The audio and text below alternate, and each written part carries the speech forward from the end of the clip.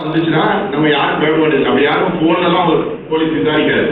அப்படின்னா நீங்கள் பிசிக்கலாக வரணும் அப்படின்னு சொன்னால் நீ நேரில் நான் நேரில் வரேன் அப்படின்னு சொல்லிடணும். இதை வந்து ஒரு பயத்தை கிரியேட் பண்ணி ஏமாத்திர காமன் ஃப்ராட் இப்போ நடக்குது. நீங்கள் போய் இப்போ நான் சொல்லாமல் என்ன செய்யணும், நீங்கள் தெரிஞ்சுக்கணும், ஃப்ரெண்ட்ஸுக்கு சொல்லணும், பேரண்ட்ஸ்க்கு சொல்லணும், மற்றவங்களுக்கு எஜுகேட் பண்ணணும். இந்த மாதிரி அஃபென்ஸ் நடக்காமல் இருக்கிறதுக்கு எஜுகேட் பண்ணணும். சரி, அடுத்து வந்து ஃபைனான்ஷியல் பிளான்லேயே பார்த்தீங்கன்னா இப்போ நீங்கள் காலேஜ் முடிச்சு வேலைக்கு போகிறீங்க, இது ஒரு வேலை தலைவரும் பொய்யா அந்த பெரிய டாட்டா அப்படிங்கிற மாதிரிலாம் போட்டுட்டு அந்த இதில் வேலைக்கு எடுக்கணும்னு சொல்லி நீங்கள் உங்களோட எல்லாம் பர்னிஷ் பண்ண பிறகு பணம் கட்டுங்க, இதுக்கு இவ்வளோ ஃபீ ஆகும் அப்படின்னு சொல்லுவாங்க. சொல்லி பணத்தை கட்டி ஏமாந்து நிறைய பேர் வராங்க. எந்த ஒரு நல்ல ஒரு இன்ஸ்டிடியூஷனோ ஒரு இதோ வந்து உங்களோட பணம் கட்ட சொல்லி சொல்லாது வேலை கிடைக்கும்போது. அதுக்காக நீங்கள் ஆன்லைனில் பண்ணுறதுலாம் தப்புன்னு இல்லை, அது செக் பண்ணிக்கணும். அப்படி போயிட்டே இருக்கும்போது இதுக்கு வந்து இது சம்மந்தமாக நீங்கள் வேலை கிடைக்குன்னா பணம் கட்டுங்க, 2 லட்சம் கொடுங்க, 1 லட்சம் கொடுங்க அப்படிலாம் சொன்னால் அதெல்லாம் போய் எந்த ஒரு நல்ல ஒரு நிறுவனம் வந்து அப்படி கேட்காது. ஃபைனான்ஷியல் ஃப்ராட், நான் ஃபைனான்ஷியல் ஃப்ராட் நிறைய இருக்குது. காமன் ஃப்ராட் இது வேற.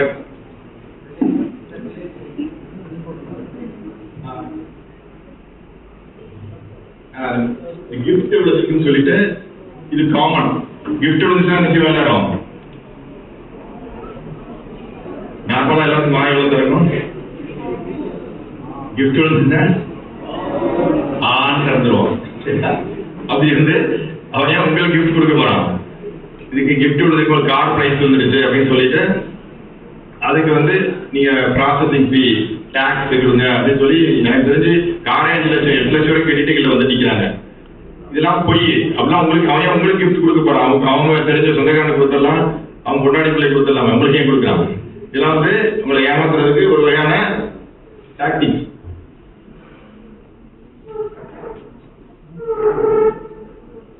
ஆன்லைன் கேமிங் இதுல வந்து நிறைய பசங்கள்லாம் ஏமாந்துட்டு வர்றாங்க. அதுக்கு வந்து லோன் ஆப் கேள்விப்படுறீங்களா? லோன் ஆப் வந்து நீங்க வந்து எதுவுமே இன்ஸ்டால் பண்ணக்கூடாது. லோன் ஆப்ங்கிறது ஒரு ஏமாத்து வேலை. லோன் ஆப் இன்ஸ்டால் பண்ணும்போது என்ன கேட்க மாட்டேன், ஒரு ஆப் இன்ஸ்டால் பண்ணா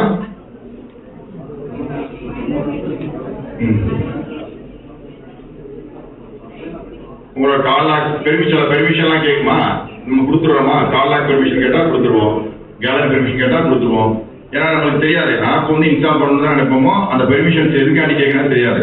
லோன் ஆப் பற்றி ஒன்று சொல்கிறேன். ஒரு பையன் வந்து அம்மாவோட ஃபோட்டோ கொடுத்து அந்த லோன் ஆப் இன்ஸ்டால் பண்ணி லோன் ஆப் கேட்கும்போது ஃபோட்டோஸ் கேட்குமா? கேட்கும். அதெல்லாம் கொடுத்துட்டு லோன் வாங்கிட்டார். 10,000 வாங்கினா 10,000க்கு மேலே கட்டிடுறாரு.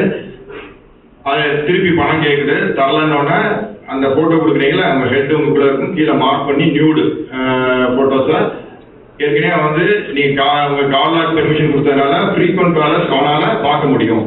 அப்போ அந்த ஃப்ரீக்வெண்ட் காலரில் ஒரு காலருக்கு எடுத்து அந்த நியூடு ஃபோட்டோவை அனுப்புவான். அவர் உங்களுக்கு ஃபோன் பண்ணி எப்படி வருதுன்னு சொல்லி கேட்கும்போது பயப்படுமா? பயந்து அவன் நீ பணத்தை கட்டலைன்னா வேற ஆளுக்கு அனுப்புவேன்னு சொல்லுவான். அப்படியே அனுப்பி நிறைய பணத்தை இழந்துட்டு இங்கே வந்தார். அதனால இந்த லோன் ஆப் வந்து பேங்க்ல போய் லோன் கேட்டால் எத்தனை ஃபார்மாலிட்டிஸ் கேட்குறாங்க? ஒரே லோன் கொடுத்துருவாங்களா? அதை கொண்டா இதை கொண்டா அவனுக்கு என்ன செக்யூரிட்டிலாம் கேட்குறாங்களா? இங்கே எப்படி உங்களுக்கு லோன் கொடுக்குறாங்க? என்ன செக்யூரிட்டிலாம் எப்படி கொடுக்குறாங்க? செக்யூரிட்டியே நீங்கள் தான், உங்கள் ஃபோட்டோ தான். அதுதான் வந்து மூலதனமாக யூஸ் பண்ணி உங்கள்கிட்ட இருந்து பணத்தை கொடுக்குறது. இல்லைன்னா சும்மா கொடுப்பாங்களா பணம்? எப்படி திருப்பி உங்கள்கிட்ட வாங்க முடியாமல் தெரிஞ்சு யாராவது பணம் கொடுத்து ஏமாறுவாங்களா? இது லோன் ஆப்புங்கிறது பசங்க யாரும் இன்ஸ்டால் பண்ணக்கூடாது. காலேஜ் படிக்கிற பையன் இன்ஸ்டால் பண்ணி அவங்க மதர் ஃபோட்டோ கொடுத்து அது நியூடாக போட்டு மார்க் பண்ணதான், மார்க் பண்ணி போட்டு கால் லாக்ஸில் உள்ள ஃப்ரீக்வெண்ட் காலர்ஸ் போட்டு திருப்பி எங்கிட்ட வந்தாங்க. அதனால நம்ம வந்து லோன் ஆப் யூஸ் பண்ணக்கூடாது. இப்போ மேடம் சொல்லியிருந்தாங்க வாட்ஸ்அப் வீடியோ கால் பற்றி. லேடிஸ் சம்மந்தப்பட்டதில் வந்து வருவோம். மெயினாக வந்து அன்னோன் நம்பர்ஸ்லேருந்து வர்ற காலை அட்டன் பண்ணக்கூடாது. அடுத்து வீடியோ கால் அட்டன் பண்ணவே கூடாது தெரியாத நம்பர்ஸ்லேருந்து. வீடியோ கால் என்ன செய்வாங்க, ஒரு ஜென்னாக இருந்தால் லேடி பேசுவாங்க, லேடியாக இருந்தால் ஜென் பேசுவாங்க. பேசிட்டே இருக்கும்போது ஸ்லிப் பண்ணிடுவாங்க, நியூட் ஆகிடுவாங்க. நியூட் ஆகிட்டு ஃபோட்டோஸு வீடியோஸ்லாம் எடுத்து வச்சுட்டு அடுத்து உங்களுக்கு அதை ஃபோட்டோ போட்டு விட்டு ரிட்டர்ன் பண்ணுவாங்க. இது ரிட்டர்ன் பண்ணி எங்கிட்ட 5 லட்சம் 10 லட்சம்லாம் ஏமாதான் வந்திருக்காங்க. ஸோ அன்னோன் நம்பர்ஸ் வர்ற கால்ஸ் எதுவுமே அட்டன் பண்ணக்கூடாது. அதுவும் ஸ்பெசிஃபிகலி வீடியோ கால் அட்டன் பண்ணவே கூடாது.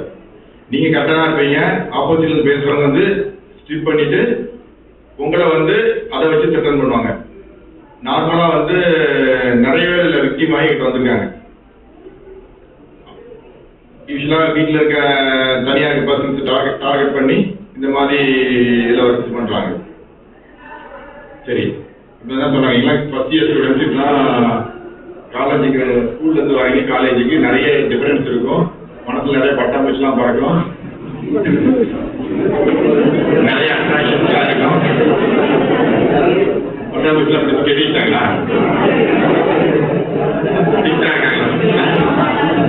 ஃபோன் வந்து யூஸ் பண்ணலாமா காலேஜுக்குள்ள? நல்லதுதான். என்னென்ன ரெஸ்ட்ரிக்ஷன்லாம் இருக்கோ அதெல்லாம் நல்லதுதான். சரிங்களா? அப்போ வந்து நிறைய நம்மளுக்கு வந்து அந்த ஏஜ் இதெல்லாம் வரும். அப்படி வரும்போது நம்ம என்ன செய்வோம், ஒரு பாலார் இன்னொரு பாலார் ஈர்ப்பு இருக்கும். அதெல்லாம் வந்து அவங்க மாதிரி இதெல்லாம் வந்து இந்த ஏஜ் கிடையாது, இப்பெல்லாம் நீங்கள் படிக்கணும் அந்த மாதிரி இது பண்ணணும். அப்படி நீங்கள் சேட் பண்ணும்போது அவங்க என்ன சொல்லுவாங்க, ஃபோட்டோஸ் அனுப்புப்பா அப்படின்னா நீங்கள் அனுப்புறதுலாம் அனுப்ப மாட்டீங்க. செல்லாம் பார்த்துட்டு அனுப்பிடுறேன்டா, உடனே டெலிட் பண்ணிடுறேன்டா அப்படின்னா அனுப்பிடுவீங்க. அப்படின்னா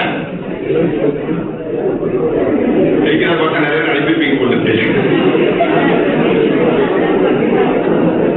அப்படின்னா ஃபோட்டோஸ் வந்து ஷேர் பண்ணக்கூடாது. ஷேர் பண்ணீங்கன்னா எப்பவுமே வந்து ஒரு ரிலேஷன்ஷிப் வந்து லைஃப் லாங் நல்லா போகும், கொஞ்ச நாள் நல்லா போகுங்கிறதுலாம் ரொம்ப மினிமம் தான். எப்போனாலும் யாருனாலும் மாற்று கருத்து வரலாம். அப்போ வந்து அவங்க வந்து உங்கள் ஃபோட்டோஸை மிஸ்யூஸ் பண்ணி இன்ஸ்பெக்டர் சொன்ன மாதிரி வேலை சொன்ன மாதிரி உங்களை ரிட்டர்ன் பண்ணுவாங்க, உங்களை வேற எதுக்காவது யூஸ் பண்ணதுக்கு ட்ரை பண்ணுவாங்க. ஸோ எனி கேஸ் நீங்கள் வந்து ஃபோட்டோஸ், அதுவும் பர்சனல் ஃபோட்டோஸ், ப்ரைவேட் ஃபோட்டோஸ் எதுவுமே அனுப்பக்கூடாது. இது நாட் ஓன்லி நீங்கள் டெலீட் பண்ணால் அதை பார்க்க முடியாதா? anything deleted can be retrieved. அப்படின்னா ஆமா, நீங்க அனுப்புனீங்க ஏதாவது டெலிட் பண்ண போட்டோஸ்லாம் எங்களால ரிட்ரீவ் பண்ண முடியும், பார்க்க முடியும், எடுக்க முடியும். நிறைய பயமா இருக்குதா? அதெல்லாம் நாங்கள் எல்லாத்துக்கும் யூஸ் பண்ண மாட்டோம், பிரச்சனை தான் யூஸ் பண்ணுவோம். we are having tools, we can retrieve the deleted photos, chats, everything. அதனால என்ன தேவையோ அதை மட்டும் அனுப்பணும். இப்போ நம்ம வந்து இங்கே நிற்கிறோம், இது எல்லாரும் பார்க்கலாம், நான் இப்போ நிற்கிறேன் எல்லாரும் பார்க்கலாம்.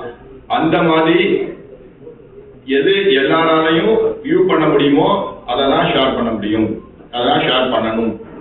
உங்களோட நெட்ல உங்களோட இதுல இருந்து நீ வேற அனுப்புறதுல இல்லாம வேற இன்னொருத்தராலையும் எடுக்க முடியும்.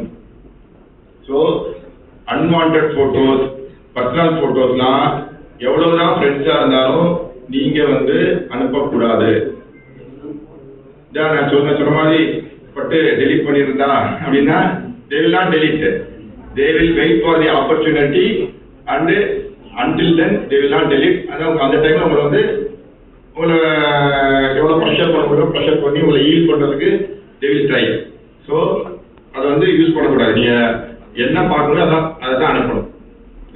Not only for girl students, for also உங்களுக்கு தான். சரியா? அந்த தரப்புல இருந்து இந்த மாதிரி தொந்தரவு வரலாம். ஃபோட்டோஸ் இப்போ நீங்கள் இது இன்னொரு எக்ஸாம்பிள் என்னன்னா, நீங்கள் கடையில் கொடுத்து ரிப்பேர் பார்க்க கொடுக்குறீங்க. அப்போ வந்து ஒரு ட்ரிப்பு வந்து நம்ம செல்லை செக் பண்ணணும், ஏதாவது அன்வான்ட் ஆப்ஸ் அதில் இன்ஸ்டால் பண்ணியிருக்காங்களான்னு சொல்லிட்டு. அதே மாதிரி கடைக்காரரு நீங்கள் உங்கள் கடையில் போய் உங்கள் ஃபோட்டோஸ்லாம் எடுத்து உங்களை வந்து ரிட்டர்ன் பண்ணலாம். அப்படி கேசஸ் வந்துருக்குது. கடையில் வந்து நம்ம செல்லை ரிப்பேர் பார்க்கணும்னா ஃபிசிக்கலாக இருக்கணும், உடனே நம்ம வந்து கையில் வாங்கிடணும். அதே மாதிரி வாங்கி பார்க்கும்போது ஒரு ட்ரிப்பு லுக் பண்ண அதெல்லாம் பார்க்கணும், அதில் என்ன ஆப் நம்ம வச்சிருந்த ஆப் கூட எக்ஸ்ட்ரா ஆப் இருக்கான்னு பார்க்கணும். நிறைய ஆப் இருக்கு, டீம் வியூவர் அந்த மாதிரிலாம் இருக்குது. அதெல்லாம் போனீங்கன்னா தே வில் ஃபாலோ யூ. உங்களுக்கு தெரியாமல் உங்களை வாட்ச் பண்ணிட்டே இருப்பாங்க. நீங்கள் பண்ணுற ஆக்டிவிட்டீஸை பார்த்துட்டு அதை மேனத்துல மாதிரி அதை ஃபாலோ பண்ணி உங்களாம் ரிட்டர்ன் பண்ணுவாங்க. வேறு எதுக்காவது உங்களை மறைக்குவாங்க. அதை ஸோ எங்கேயாவது நீங்கள் வந்து ஃபோன்ஸ் வந்து இது கொடுத்தீங்கன்னா நீங்கள் ஃபிசிக்கலாக நின்று சரி பண்ணணும். ப்ளஸ் வந்து அந்த ஃபோன்ஸை வந்து வாங்கி பார்த்துட்டு தேவையில்லை ஆப்பெல்லாம் டெலீட் பண்ணிடணும். அன்வான்ட் கால் அட்டன் பண்ணக்கூடாது, ஏதாவது ஃபைல்ஸ் இருந்தாலும் இன்ஸ்டால் பண்ணிடக்கூடாது, அதுலேருந்து உங்களை ஃபாலோ பண்ணுவாங்க. தேவையில்லா ஃபோன் நம்பர் அட்டன் பண்ணக்கூடாது. எல்லாரும் சோசியல் மீடியாவில் இருக்கிறோம், இதுதானே? பேசவே மாட்டேங்கிறீங்க, போர் அடிக்கிறேண்ணா, பயங்காட்டுறேண்ணா.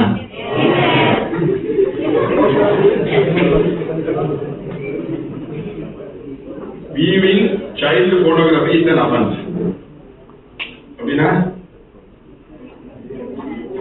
போனோகிராஃபியே பார்க்கக்கூடாது. சைல்டு போனோகிராஃபி பார்த்தீங்கன்னா இட்ஸ் அன் அஃபென்ஸ். மியர் வியூவிங், சிம்பிளா நீங்க பார்க்கறதே அஃபென்ஸ். அதை வந்து எங்களால் கண்டுபிடிக்க முடியும். எங்களுக்கு வந்து யார் பார்க்கறான்னு தெரிஞ்சு அவங்க மேல நடவடிக்கை சொல்லி எங்களுக்கு மேலேருந்து வரும் ரிப்போர்ட்ஸ் வரும். நாங்கள் வந்து கேஸ் போட்டிருக்கோம், நடவடிக்கை எடுத்துக்கோம். So child pornography mere meaning is an offence, எல்லாம் மனசில் வச்சுக்கணும். அது மாதிரி இன்ஸ்டால வந்து நீங்கள் பசங்க இருக்க ஒரு பொண்ணை பிடிக்காது, பொண்ணு பசங்க பிடிக்காது, நீங்களாம் அவங்க ஃபேக்காக அவங்க பேரில் ஒரு ஐடி கிரியேட் பண்ணி ஏதாவது ஒரு கால்ஸை மெசேஜ் அனுப்புறது, அப்புறம் முடிச்சுட்டு டெலிட் பண்ணுறது, அக்கௌண்ட்டை க்ளோஸ் பண்ணுறது, இப்படிலாம் பண்ணால் எல்லாம் கண்டுபிடிக்க முடியாதா? கண்டுபிடிக்க முடியும். அப்படிலாம் நிறைய இன்சிடென்ட்ஸ் நடந்திருக்குது. இதாவது ஒரு பையன் வந்து ஒரு பொண்ணு பேரில் அக்கௌண்ட் ஓப்பன் பண்ணி பின்னாடி பேசக்கூடாது அனுப்பி அவங்க வந்து மொத்தமான மாற்று போட்டோஸ் அனுப்புனால அவங்க கம்ப்ளைண்ட் பண்ணி நீங்கள் அதை அவர் டெலிட் அக்கௌண்ட் க்ளோஸ் பண்ணி டெலிட் பண்ணியிருந்தா கூட நீங்கள் நாங்கள் ஐபி லான்னு இருக்குது, இன்டர்நெட் புரோட்டோகால், அதை வச்சு we can detect நீங்கள் எப்போ ஓப்பன் பண்ணீங்க, எந்த நம்பரில் ஓப்பன் பண்ணீங்க, எதுக்கு அதுக்கு வந்து இமெயில் ஐடி கொடுத்துருக்கீங்க, எல்லாமே எங்களால் பார்க்க முடியும், எல்லாம் வாங்க முடியும். அது ரிலேட்டட்ஸாக என்னென்ன சர்ச் பண்ணியிருக்கீங்க எல்லாமே எல்லாம் பண்ண முடியும். அது பிடிச்சி அவன் பிடிச்சி உள்ள போட்டாச்சு.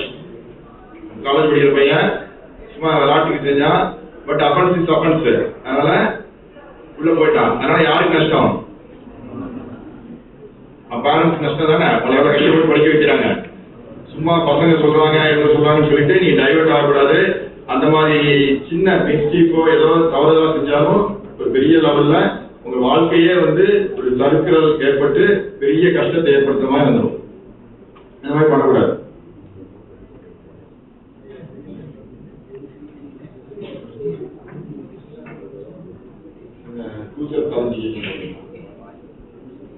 எல்லாம் சோசியல் மீடியா யூஸ் பண்றோம்.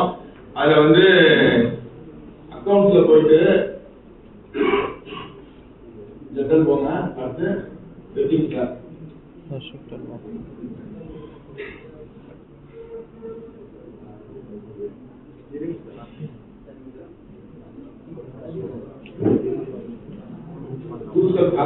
எல்லாம் பண்ணிட்டீங்களா? இது கட்டாயமா யூஸ் பண்ணணும். அப்பதான் வேற யாரும் உங்களை வந்து அக்சஸ் பண்ண முடியாது, ஃபாலோ பண்ண முடியாது, அப்பதான் ஓடிபி உங்களுக்கு வரும், யூஸ் பண்ண முடியும்.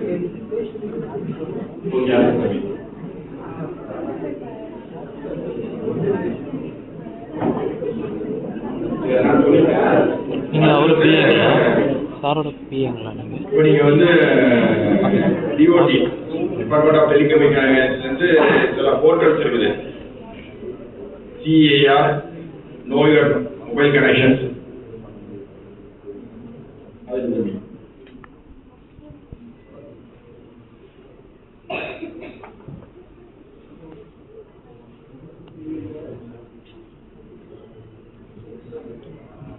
संचार साथी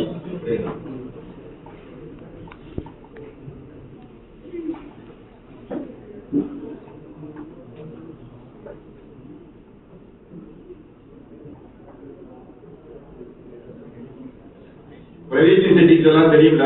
பிரைவசி செட்டிங்ல போயிட்டு யார் நம்மள போட்டோஸ் வியூ பண்ணலாம், நம்ம காலேஜ்ல உள்ளவங்களா காலேஜ்ல உள்ளவங்களா அதெல்லாம் இருக்கும். அதெல்லாம் நீங்க பார்த்துட்டு யாரு டேட்டா அனுப்பலாம், யார் டேட்டா பார்க்கறாங்கலாம் இருக்கும். அதை நீங்க வந்து எனேபிள் பண்ணிட்டு உங்களோட சேஃப்டியா எடுத்துக்கணும். ரிகார்டிங் சோஷியல் மீடியா இது நோட் பண்ணிக்கிட்டா சஞ்சார் சார்ஜி.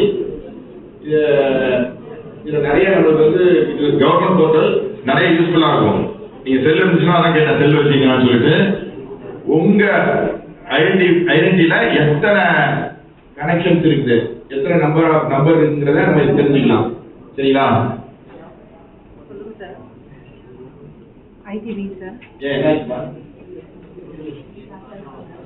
லோக்கல் உள்ளவங்க இல்லையாங்க, நெட் கிடைக்கலங்கிறாங்க.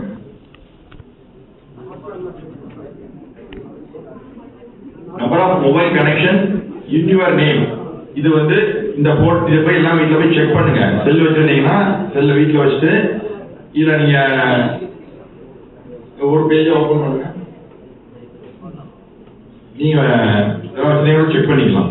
நீங்க ஓப்பன் பண்ணுங்க, டீச்சர்ஸ் யாராவது அடிச்சு பாருங்க. டிஓடி கவர்மெண்ட் உள்ள தான் ஒன்றும் இஷ்யூஸ் கிடையாது. இது எதுக்குன்னா, நீங்க கடையில் போய் ஒரு செல் சிம் வாங்க போயிருப்பீங்க, உங்க ஐடென்டி வச்சு எத்தனை நம்பர்ஸ் வாங்கலாம். ஒரு ஐடென்டி ஒருத்தருக்கு 9 நம்பர்ஸ் வாங்கலாம். சரியா? கணக்காரன் உங்களுக்கு ஒரு நம்பரை கொடுத்துட்டு அவன் 2 நம்பரை திருடி வேற யாருக்கா ப்ராசஸ் வித்துருவான். அந்த நம்பர்ஸ் வச்சு மிஸ்யூஸ் பண்ணுவாங்க. அப்போ போலீஸ் நீங்க ஏதாவது ப்ராப்ளம் வரும்போது பிடிச்சா உங்க அட்ரஸ் உங்க வீட்டுக்கு தான் போலீஸ் வந்து கதை தட்டும். ஸோ இதை நீங்க யூஸ் பண்ணி சஞ்சார் சார்ஜ் ஓப்பன் பண்ணீங்களா? No your mobile connection TapTap அதை ஓப்பன் பண்ணுங்க.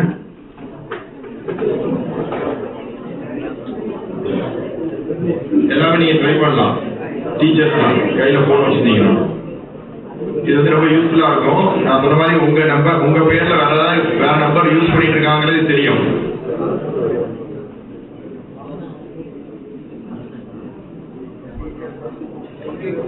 என்ன பேஜ் ஓப்பன் ஆகுது?